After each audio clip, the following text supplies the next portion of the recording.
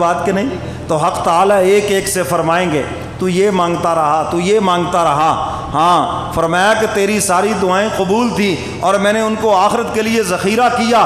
پھر حق تعالیٰ اپنی شان رحمت سے ہر دعا کے بدلے بندے کو اجر عطا فرمائیں گے۔ فرمایا دنیا میں جن کی دعائیں قبول ہوئی تھی وہ تمنا کریں گے اے کاش دنیا میں ہماری ایک بھی دعا قبول نہ ہوتی، ساری دعائیں ذخیرہ ہوتی، اور آج حق تعالیٰ اپنی شان سے ہمیں بھی اجر عطا فرماتا۔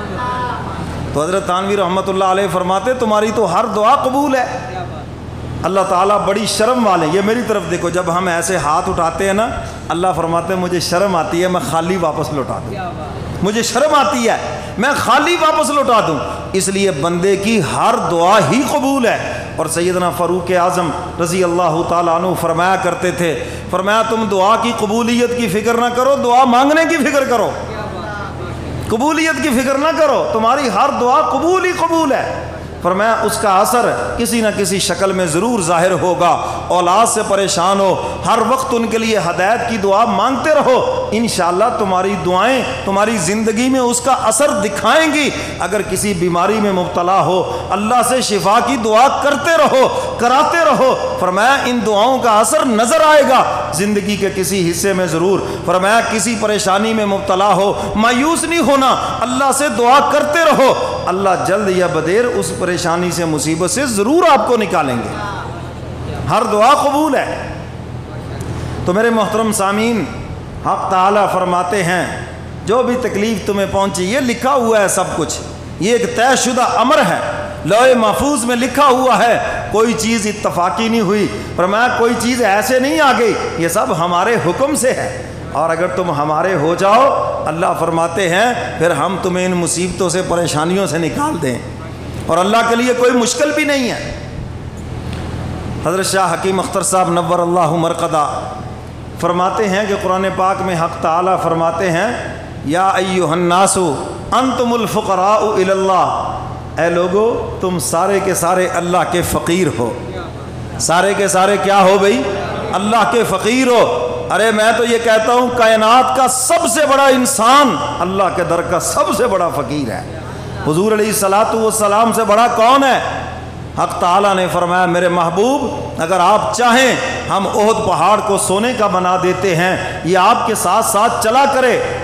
حضور علیہ الصلاۃ والسلام عرض کرتے الہ العالمین نہیں، میں تو یہ چاہتا ہوں ایک وقت پیٹ بھر کر کھاؤں آپ کا شکر ادا کروں اور اگلے وقت بھوکا رہوں تاکہ آپ کے سامنے دامن پھیلاؤں۔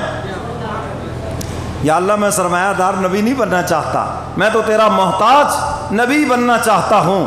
اگر حضور علیہ الصلاۃ والسلام ہاں کر دیتے نا تو فرمایا پہاڑ کو حکم ہو چکا تھا اگر میرا محبوب ہاں کرے تم فوراً سونے کا بن جانا، اور ہم محبوب سے کہیں لو تیار ہے آپ کے لیے سونے کا پہاڑ۔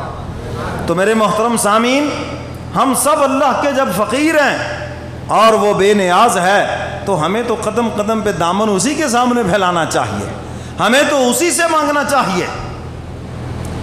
میرے دادا پیر حضرت مفتی محمد شفیع صاحب رحمۃ اللہ علیہ جنہوں نے معارف القرآن لکھی ہے، ان سے کسی نے پوچھا حضرت تکلیف بیماری مصیبت نیکوں پر بھی آتی ہے، گناہ گاروں پر بھی آتی ہے، فاسق و فاجروں پر بھی آتی ہے، کافروں پر بھی آتی ہے، کیا فرق ہے؟ فرمایا ایک جملے میں تمہیں بات سمجھاتا ہوں، کبھی ازمائش ہے اور کبھی پکڑ ہے۔ فرمایا ازمائش کون سی بیماری تکلیف مصیبت ہے؟ فرمایا جو تکلیف بیماری مصیبت تمہیں اللہ سے جوڑ دے۔ فرمایا وہ رحمت ہے، وہ تمہارے حق میں ازمائش ہے، کیوں؟ اللہ تمہیں قدم قدم پہ اجر عطا فرمائیں گے۔ اور فرمایا جو تکلیف بیماری تمہیں اللہ سے دور کر دے وہ خدا کا عذاب ہے، وہ پکڑ ہے۔ اچھے بھلے بندوں کو دیکھا نمازی تھے، کوئی بیماری آئی مصیبت آئی نماز پڑھنا ہی چھوڑ گئے، کیا بات ہو گئی جی؟ اللہ میاں نے سانو بیمار کرتا آپ نماز ہی چھڑتی ہوتی، کیوں بھی؟ تم اس لیے نمازیں پڑھتے تھے، اس لیے صدقہ خیرات کرتے تھے، تمہیں نہیں پتا اللہ الصمد وہ بے نیاز ہے، تمہاری عبادتوں سے بھی بے نیاز ہے، تم عبادت کرو یا نہ کرو اس کی خدائی میں کوئی فرق نہیں آئے گا، اس کی شان کبریائی میں کوئی فرق نہیں آئے گا۔ اگر ہم عبادات کرتے ہیں جانی مالی کسی بھی قسم کی، یہ اپنے فائدے کے لیے ہیں، خدا پہ کوئی احسان نہیں ہے۔ یہ اس کا احسان ہے، اس نے ہمیں توفیق عطا فرمائی، یہ اس کا فضل و کرم ہے، اس نے نماز روزے کی توفیق عطا فرمائی، ہمارا کوئی احسان نہیں ہے ہم عبادت کر کے خدا کے اوپر احسان کریں۔ سمجھ آئیے بات کہ نہیں؟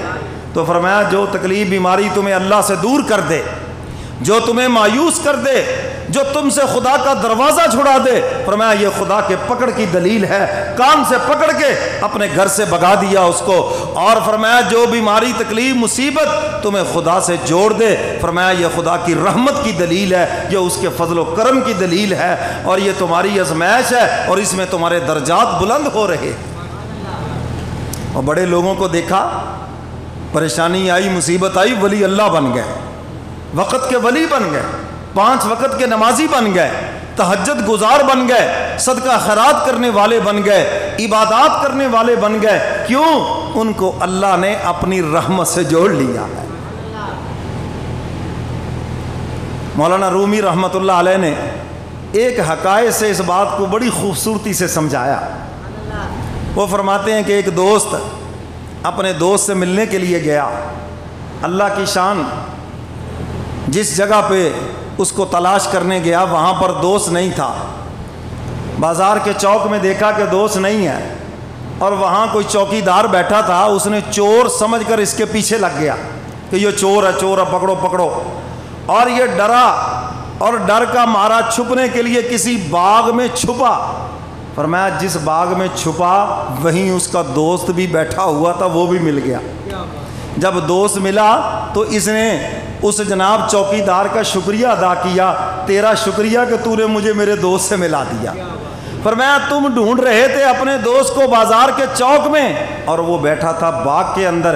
فرمایا اسی طرح تم رب کو ڈھونڈ رہے تھے راحتوں کے اندر، آئی تکلیف، فرمایا مولا مل گیا تمہیں، آئی بیماری، مولا مل گیا تمہیں، آئی پریشانی، فرمایا مولا کا در مل گیا، دوست کے ساتھ مل گیا۔ فرمایا تم تو اس کو نعمت سمجھو کہ اسی تکلیف نے مجھے میرے مولا تک پہنچا دیا ہے۔